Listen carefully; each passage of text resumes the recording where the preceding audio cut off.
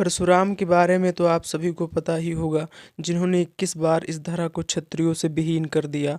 आज हम आपको बताने वाले हैं परशुराम जी के 3 ऐसे शिष्यों के बारे में जिनको सीधे युद्ध में परास्त करना नामुमकिन था। तो वीडियो स्टार्ट करने से पहले चैनल को सब्सक्राइब कर लीजिए और वीडियो पसंद आए तो वीडियो को लाइक जरूर कीजिएगा। भगवान परशुराम स्वयं इतने शक्तिशाली थे कि इनके क्रोध को शांत करने के लिए स्वयं बजरंगबली जी कई महीनों तक इनसे युद्ध करते रहे।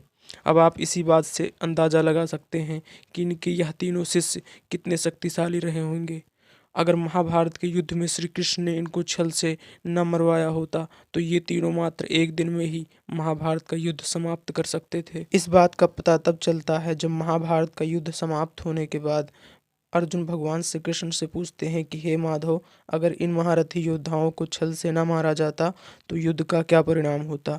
तब अर्जुन के इस प्रकार पूछने पर भगवान श्री कृष्ण उत्तर देते हैं। भगवान श्री कृष्ण कहते हैं कि हे अर्जुन, अगर इन महारथी योद्धाओं की मृत्यु छल से न होती तो इनको हराना असंभव था, क्योंकि इन 3 योद्धाओं के पास ऐसे ऐसे अस्त्र थे कि स्वयं देवता भी इन योद्धाओं का सामना करने में असमर्थ थे। पार्थ, क्या तुम्हें ज्ञात है जब महामहिम भीष्म ने अपने ही गुरु परशुराम को युद्ध में परास्त कर दिया था। अब तुम इसी बात से अपने पितामह भीष्म की शक्तियों का अंदाजा लगा सकते हो। इस पर अर्जुन कहते हैं कि हाँ माधव, आप सत्य कह रहे हैं। पितामह एक अजेय योद्धा थे जिनको हराना संसार में किसी भी योद्धा के लिए असंभव था। इसके बाद भगवान श्री कृष्ण परशुराम जी के दूसरे शिष्य के बारे में बात करते हैं। तब अर्जुन पूछते हैं कौन माधव। तो श्री कृष्ण कहते हैं गुरु द्रोण। गुरु द्रोण इतने शक्तिशाली थे कि अगर उन्होंने केवल गुरुओं को शिक्षा देने की प्रतिज्ञा न किया होता तो तुमसे भी अधिक शक्तिशाली धनुर्धर खड़े हो जाते। अर्जुन, गुरु द्रोण के पास इतनी शक्ति थी कि अगर वह अपने धनुष को रख के युद्ध करते तो वह तुम्हारी आधी सेना को नष्ट कर सकते थे। इसके बाद भगवान श्री कृष्ण परशुराम जी के तीसरे शिष्य के बारे में बात करते हैं, जो थे कर्ण।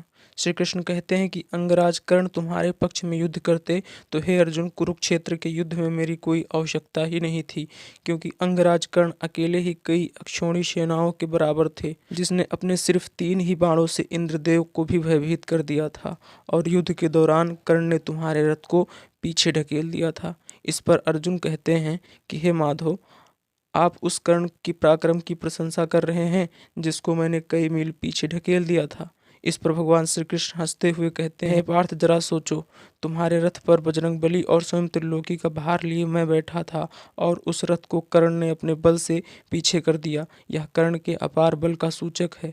श्री कृष्ण कहते हैं कि हे पार्थ, जरासंध का वध करने में भीम को कई महीनों का समय लग गया था, और अगर मैंने भीम को जरासंध की कमजोरी न बताया होता तो जरासंध आज भी जीवित होता। परंतु कर्ण एक अकेला ऐसा योद्धा था जिसने जरासंध को एक ही दिन में परास्त कर दिया था, और यहाँ तक कि उसे ये भी ज्ञात था कि जरासंध की मृत्यु कैसे होगी, लेकिन मित्रता के कारण जरासंध को जीवित छोड़ दिया था। अर्जुन और सब छोड़ो, परशुराम यह जानते हुए भी कि कर्ण ने उनसे झूठ बोलकर शिक्षा प्राप्त की है, बाद में अपना क्रोध भूलकर उसे अपने गले लगा लेते हैं।